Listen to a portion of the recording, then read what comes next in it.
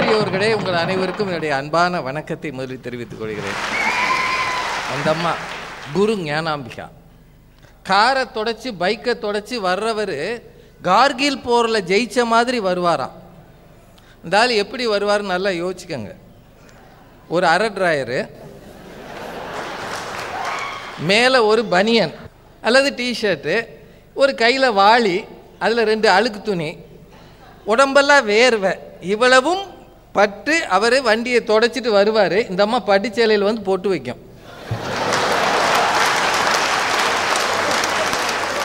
எதுக்கு? காருக்கு. நம்ம அசந்தோம்னா நம்ம மூஞ்சலி தட்டிடும். இதுலேயே தெரியுதா எது சிரமம் எது சந்தோஷம்னு? அவன் பட்டு கஷ்டப்பட்டு இருக்கான். தம்மா அங்கே வந்து சரியாக தொடச்ச மாதிரி தெரியலையே. நீங்கள் உங்களுக்கு கண்ணே சரியாக தெரியல. அவன் கண்ணு சரியாக தெரிஞ்சிருந்தா தான் கல்யாணத்தன்னைக்கே வேறு மாதிரி யோசிச்சிருப்பான்ல. என்ன சேட்டையா அவங்க சொல்கிறாங்க பாருங்க. அவருக்கு கடையில் போய் கற்பனையிலேயே பல வகை பேண்ட் சட்டையெல்லாம் போட்டு பார்ப்பாங்களாம். கடைசியில் 4 முளை வேட்டி வாங்குவாங்க. 50 சேலையை பார்ப்பாங்களாம். அப்புறமா அவங்க அக்கா எடுக்கிற சேலையை தான் வாங்குவாங்களாம். இது முதலே செஞ்சுருக்கலாம்ல. காதலிக்கும் போது காத்திருக்கிறீர்கள், ஆனால் ஜவுளிக்கடையில் ஏன் காத்திருக்கக்கூடாது? ஒரே ஒரு விஷயந்தான். போகலாம் வர்றீங்களான்னு கேட்குறீங்களே, எப்போ திரும்பி வருவோம்ன்றதை சொன்னீங்கன்னா அவன் டென்ஷன் ஆக மாட்டான். இந்த ஜவுளி கடையில் முன்னாடியெல்லாம் படியில் ஏறியில் போவோம். நம்மால் சுற்றுற நேரத்துக்கு படியில் ஏறினா கால் வலிக்கும்னு எஸ்கலேட்டர்னு ஒன்று வச்சுருக்காங்க. அதுக்கு பேர் நகரும் படிக்கட்டு. இதில் ஆம்பளைங்க படக்குன்னு ஏறிடுறான். பெண்கள் என்ன செய்யும்னா ஒரு கால் முன்னாடி வைக்கும், ஒரு கால் பின்னாடி வைக்கும், ஒரு கால் முன்னாடி வைக்கும், ஒரு கால் பின்னாடி வைக்கும். கடைசியில் முடிவெடுத்து வச்சுச்சுன்னா விழுந்துடும். இதை தூக்கி விடுறதுக்குன்னே சைடில் 2 பேர் நிற்கிறாங்க. அவன் வீட்டுக்காரர் அங்கே போயிருப்பார். இந்த அம்மா என்ன என்னை விட்டு போகிற அப்படின்னா, நீ வந்து தொலை. கடைசியில் இவங்க 2 பேர் சேர்ந்து அந்த பொண்ணை கைத்தாங்களாக கொண்டு போய் மேலே விடும்போது அவன் சொல்லுவான், வேணுக்குன்னு தான்டா விட்டு வந்தேன், ஏன்டா உயிரை எடுக்கிறீங்க.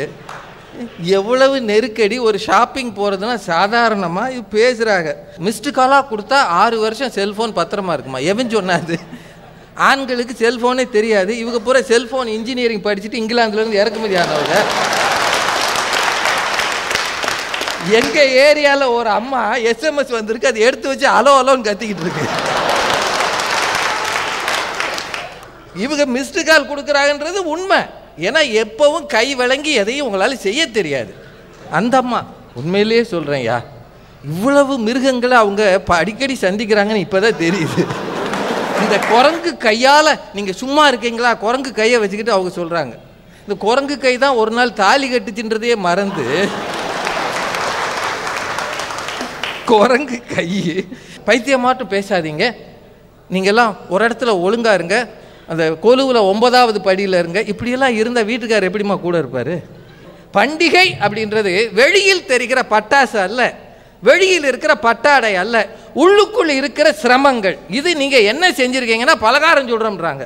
வீட்டில் முறுக்கு பிடிக்க தெரிஞ்ச ஒரு பொண்ணு சொல்லுங்க பார்ப்போம். வேற ஒருத்தருமே வேண்டாம். எதிரணியில் இருக்கிற 3 பேர், ஏற்கனவே வந்த 2, இனிமேல் வரப்போகிறவங்க, இவங்களுக்கு முறுக்கு பிடிக்க தெரியும், கை முறுக்கு சுத்த தெரியும்னு சொன்னால் நான் பேசாமல் மதுரைக்கு இங்கேருந்து மாட்டு வண்டியிலே போகிறேன்.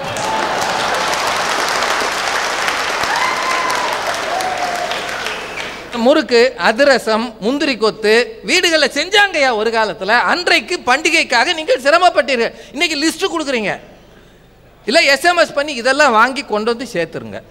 இப்போ நீ என்னம்மா செய்வ? எல்லாத்தையும் திம்பேன். இப்போ இந்த குரு ஞானாம்பிகா சொன்னாங்க இல்லையா, சன் டிவியில் வர்ற அத்தனை சீரியலையும் அவங்க சொல்லியிருக்கிறாங்க. அப்படின்னா என்ன அர்த்தம்? விடாமல் பார்க்குறாங்க. இல்லை அவங்க சும்மா பார்த்தா பரவாயில்லைங்க, என்ன சீரியல் பார்க்குறாங்க, பக்கத்தில் ஒன்றை வச்சு தின்னுக்கிட்டே பார்த்தாங்கன்னா அது அந்த பொருளுக்கும் கேடு, அவங்களுக்கு கேடு இல்லையா?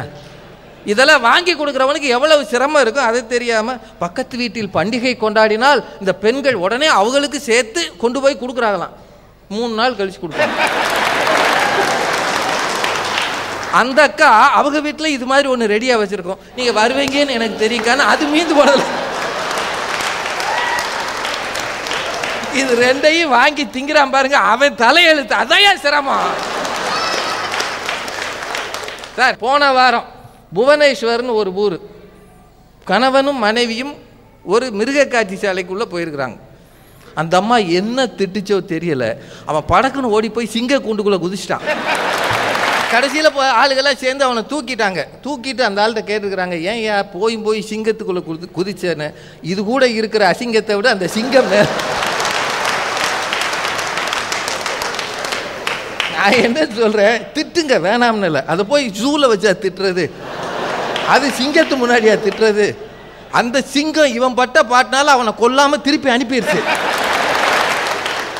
அதுக்கு எவ்வளவு கெட்ட புத்தி பாருங்க. என்கிட்ட சாகாத அங்கே போன்னு அனுப்பியிருக்கு. இவங்க பேசுகிறாங்க பண்டிகை கால மகிழ்ச்சி நாங்கள் தான். என்ன செய்வீங்க? சுண்டல் கொலு வச்சாங்கன்னா சுண்டல். இது கிஃப்ட் வாங்கி வைக்கிறது ஆம்பளை, கொடுக்குறது நீங்கள். நாம தானே வாங்கி வைக்கணும். இதெல்லாம் உங்களுக்குரிய பண்டிகை இல்லைன்னு சொல்லலை. 2 பேரை பாட சொல்லுவீங்க, அப்புறம் பாடிட்டு போன பிறகு அவெல்லாம் எதுக்கு பாடினானே தெரியலன்னுவீங்க. அவள் பாடாமல் இருந்திருந்தா நல்லா இருந்திருக்கும்னு கிண்டல் பண்ணுவீங்க. நம்மளே இதே மாதிரி தான் இன்னொரு வீட்டில் கிண்டல் அடிச்சிருப்பான்றது தெரியும்ல. எந்த பண்டிகைக்கு முழுக்க சந்தோஷமாக பெண்கள் கொண்டாட விட்டுருக்கீங்க சார்? நம்ம ஊரில் பண்டிகை என்பது பெரியவர்களை சந்திப்பது. எல்லா பண்டிகைக்கும் உங்கள் வீட்டில் இருக்கிற பெரியவங்க அவங்கள போய் பார்க்கணும். போய் பார்க்கணும்னு நீங்கள் உங்கள் வீட்டில் சொல்லி பாருங்க, உங்கள் ஆளுங்க வீட்டுக்குன்னா நான் வரல, அது வேணாம், அவங்க மூஞ்சிகளில் போய் நல்ல நாள் அதுமா முழிச்சு. அது கொடுமை. நான் சொல்லுவேன், கண்ணை மூடிட்டே வாமா. அவனிலிருந்து வந்தவன் தானே இவன். அப்புறம் அவனை பார்க்க மாட்டீங்களா? ஆனால் ஆண்கள் அப்படி இல்லை. எங்கே போகணுன்ற போகணுமா? யார் உங்கள் அப்பா? வா, காலில் விழுகிறேன், அடுத்த பிறவிலையாவது என்னை ஒழுங்காக நல்ல பொண்ணாக பெற்று கொடுக்கணும்னு காலில் விழுகிறேன். இன்னும் ஒரே ஒரு விஷயம் சொல்லிடுறாங்க. பண்டிகை காலங்களில் நாம் எல்லாம் சந்தோஷமாக இருக்கிறோம் அப்படின்னா சிலர் காரணம்.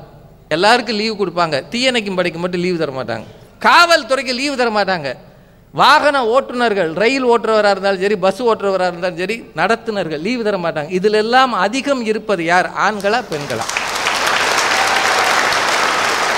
அவ்வளவும் ஆண்கள். அவன் அங்கே அவ்வளவு செய்கிறதுனால இங்கே அவங்க வீட்டம்மா உட்காந்து டிவியில் சூப்பராக படம் போடுறாங்க, பட்டிமரம் நல்லா இருக்குது. அவள் வீட்டுக்காரர் அங்கே உட்காந்துருக்காரு வெயில்ல.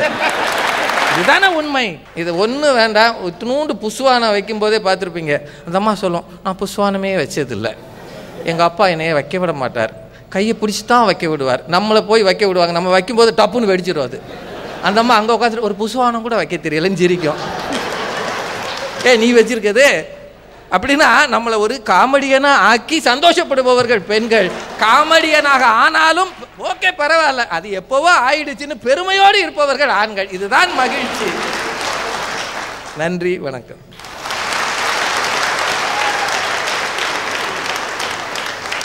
இதுக்கு மேலே நீ சொல்லணுமாயா?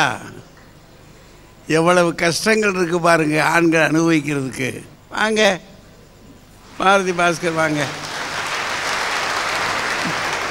உலகெங்கும் இந்த நிகழ்ச்சியை கண்டு ரசித்து கொண்டிருக்கின்ற சன் டிவியினுடைய ரசிக பெருமக்களே, அத்தனை பேருக்கும் என்னுடைய மிக பணிவான வணக்கங்கள்.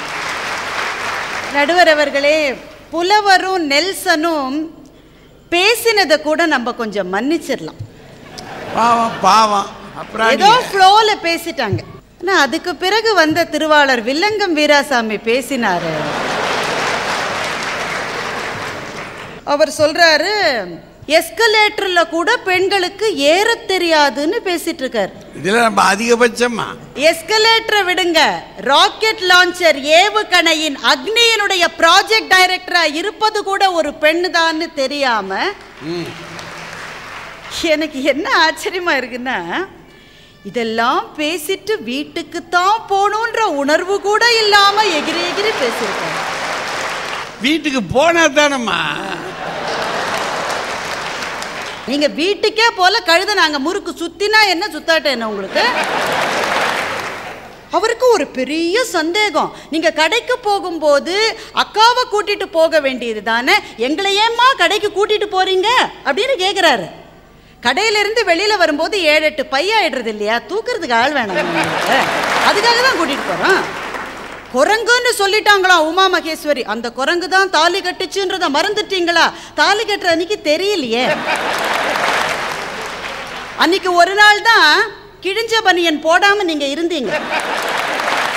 எனக்கு என்ன ஆச்சரியம் தெரியுமா நடுவர் அவர்களே, பண்டிகை என்னைக்கு வருதுன்னு உங்களுக்கு எல்லாம் தெரியுமா? ஒரு அமாவாசை தெரியுமா, பௌர்ணமி தெரியுமா, கிருத்திகை தெரியுமா, உங்க வெட்டிங் ஆனிவர்சரி என்னைக்குன்னு கூட தெரியாத ஆட்கள் எல்லாம் இல்லை. எங்க வீட்டுக்காரி என்னை பார்த்தோன்னே அமாவாசைன்றான்.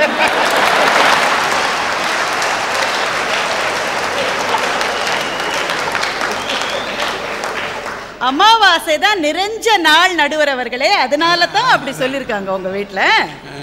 காலை வேளைகளில் பண்டிகை என்று என்ன நடக்கிறது கொஞ்சம் யோசிச்சு பாருங்க. எல்லா வீட்லயும் பண்டிகை என்று பெண் தான் முதலில் எழுந்திருக்கிறார். அவளுடைய மெட்டியின் சிறு ஒலிதான் அந்த பண்டிகை நாளினுடைய தொடக்கத்தையே குறிக்கிறது. உடனேயே அடுத்த நிமிஷம் 9:30 மணிக்கு பட்டிமன்றம் போட்டுருவாங்களே, அதுக்குள்ள சமையலை முடிக்கணும், படையலை முடிக்கணும்னு பறந்து பறந்து பறந்து வேலை செய்யற பிள்ளைய கூப்பிட்டு கொஞ்சம் கருவேப்பிலை மட்டும் வாங்கிட்டு வாடான்றா. அப்பாவை பைக் கொடுக்க சொல்ல, அப்பதான் போவேன்றான் பையன். பொண்ணை கூப்பிட்டு சொல்றா, கொஞ்சம் 2 பாத்திரத்தை விளக்கி கொடுமா. அம்மா நான் இன்னும் பல்லே விளக்கல, பாத்திரம்லாம் இப்ப விளக்க முடியாதுங்கிறா பொண்ணு. உதடு தேய்வதை விட உள்ளங்கால் தேயலாம்னு கடைக்கு ஓடி போய் ஒரு அடுப்புல பாலை வச்சு இன்னொரு அடுப்புல பணியாரத்தை வச்சு பறந்து பறந்து பறந்து பறந்து வேலை செய்யறான் நடுவர் அவர்களே.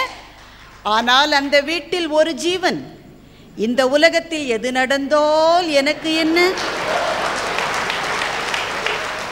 அப்படின்னு நியூஸ் பேப்பரை படிச்சிட்டு இருக்கு. ஏன்னா அவர் நியூஸ் பேப்பர் படிக்கலன்னு வைங்க, இந்திய பொருளாதாரம் இறங்கிவிடும். இவர் நியூஸ் பேப்பர் படிச்சாதான் உலகம் விளங்கும். எதுவுமே தெரியாம எல்லாம் முடிஞ்சிருச்சான்ற ஒரு கேள்வியில் பண்டிகையை தொடங்குகிறவர்கள் நீங்கள். ஓடி ஓடி ஓடி உழைக்கிறார் நடுவர் அவர்களே. அந்த பண்டிகை நாள் எப்படி நிறைவு பெறுகிறது? ஆண்கள் சாப்பிட்டுட்டு தொலைக்காட்சியிலே வருகிற நிகழ்ச்சிகளை எல்லாம் பார்த்துவிட்டு ஆட்டங்கள் முடிந்து படுத்து விடுகிறார்கள். பாத்திரங்களோடு இவளுடைய போராட்டம் அப்போதுதான் தொடங்குகிறது. பாத்திரங்கள் எல்லாம் கழுவி வச்சுட்டு அப்பாடா அப்படின்னு சொல்லி ஒரு பெண் உட்காராத ஒரு வீடு இந்த நாட்டிலே இருக்க முடியுமா? அதுதான் பண்டிகையினுடைய நிறைவை குறிக்கின்றது. கார்த்திகை தீப பண்டிகை எடுத்துக்கங்க. அந்த அந்தி சமயத்திலே விளக்கை ஏத்துறா ஒரு பெண்ணு. விளக்கை ஏத்திட்டு சின்ன குழந்தை இருக்கும், அந்த குழந்தை அங்க வந்துடக்கூடாதுன்னு அதை ஒரு கண்ணு பார்த்துப்பா. அங்கேயே இருந்துக்கடா கண்ணு, விளக்கு சுடும், தொடக்கூடாது. அடுத்த விளக்கை ஏற்றுவாள். குழந்தையின் மீது ஒரு கண், விளக்கின் மீது ஒரு கண். எந்த பொண்ணும் புருஷனை கூப்பிட்டு பிள்ளைங்க வராம பாத்துக்குங்கன்னு சொல்லவே மாட்டா. ஏன்னா அவளுக்கு தெரியும் அவர் சரியா பாத்துக்க மாட்டாருன்னு அவளுக்கு தெரியும். சாதாரண நாள்ல பெண்ணுக்கு சமையல் ரூம்ல ஒரு ஷிஃப்ட் தாங்க. ஆனா பண்டிகை என்று அவளுக்கு டபுள் ஷிஃப்ட் சமையல் ரூம்ல. என்ன காரணம் தெரியுமா? நம்ம பண்டிகைகளின் போது ஒவ்வொரு பண்டிகைக்கும் ஒவ்வொரு பலகாரத்தினுடைய ருசி இருக்கிறது. சில தெய்வங்களுக்கு கொழுக்கட்டை பிடித்திருக்கிறது, சில தெய்வங்களுக்கு சர்க்கரை பொங்கல் வேண்டி இருக்கிறது. சாமி பேரை சொல்லி ஆசாமிகள் போட்டு கொடுக்கிற மெனு கார்டிலேயே அவளுடைய பண்டிகை நாள் முடிந்து விடுகின்றது. தன்னுடைய தங்கைகளையும் தம்பிகளையும் தூக்கி சுமந்து கொண்டு கொலுவுக்கு வருகிற சிறு பிராயத்து பெண்களிலிருந்து ஒருவேளை பேரன் வந்தால் அவனுக்கு இருக்கட்டும் என்று லட்டுவை பதுக்குகிற முதிய பருவ பெண் வரையில் பெண்ணினுடைய வாழ்க்கை என்பது பண்டிகைகள் அவளின் வசம். அதற்கான அன்பு அவளுடைய மனசிலிருந்து புறப்படுகிற பூ மாதிரி. நம்முடைய வீட்டு பண்டிகையின் போது அந்த அடுப்பின் தணலிலே நின்று கொண்டு அந்த தணலினால் முகம் சிவக்க நம்முடைய அம்மா நமக்காக ஏதோ ஒரு பலகாரம், அது முறுக்கோ அதிரசமோ இல்லாட்ட கூட ஒரு பாயசமா கூட இருக்கலாம், அதை செய்கிற போதே நீ தணல நிக்காத, நீ போயிடு என்று நம்மை வெளியே அனுப்பிவிட்டு அந்த தணலில் தன் முகம் சிவக்க நிற்கிற அம்மாவினுடைய முகத்தை விட இந்த உலகத்தில் அழகான பெண் வேறு யாராவது இருக்க முடியுமா என்ன? பெண் என்கிறவள் எப்போதுமே சுமக்கிறவள். பண்டிகை அன்று வருகின்ற கணவனின் கோபத்தை தாங்குகிற இடி தாங்கி, அன்றைக்கு ஓடி வருகிற பிள்ளைகளை தூக்கி சுமந்தபடி வேலைகள் செய்கின்ற சுமை தாங்கி, வீட்டு வாசலில் மலர்கின்ற கோலம், அவளுடைய கை விரல்களில் வைக்கிற மருதாணி ஒருவேளை அரிப்பெடுக்கலாம், ஆனால் அந்த மருதாணியின் அழகை கூட ரசிக்க தெரியாத கணவரையும் பொறுத்து கொள்ளுகின்ற பொறுமை இருக்கின்றதே அந்த பெண்ணுக்கு. அவளால் தான் பண்டிகைகள் சுவைக்கின்றன. ஒருவேளை SMS வந்தால் அதை காதிலே எடுத்து அலோ அலோன்னு சொல்லுகிற அளவுக்கு அறிவு குறைந்தவளாக கூட அவள் இருக்கலாம். ஆனால் நம்முடைய பண்டிகைகள் சிறப்படைவது அறிவினால் அல்ல, அன்பினால். அந்த அன்பு பெண்ணிடம்தான் இருக்கிறது என்ற காரணத்தால் ஒவ்வொரு பண்டிகையிலும் பொருளாதார சுமையை ஆண் சுமக்கலாம். ஆனால் அந்த பொருளாதார சுமையை விட உறவு சிக்கல்களை, வேலை பளுவை சுமந்து கொண்டு ஒவ்வொரு பண்டிகையும் முடிகிற போது அப்பாடி நல்ல வேளை ஆயுத பூஜை நல்லா முடிஞ்சது சாமி, இனிமே தீபாவளியும் நல்லா முடியணும் என்ற பிரார்த்தனையோடு பண்டிகைகளை நிறைவு செய்கிறாளே பெண், அவள்தான் அதிக சிரமங்களை தாங்குகிறாள் என்று சொல்லி நல்ல வாய்ப்புக்கு நன்றி பாராட்டி முடிக்கிறேன்.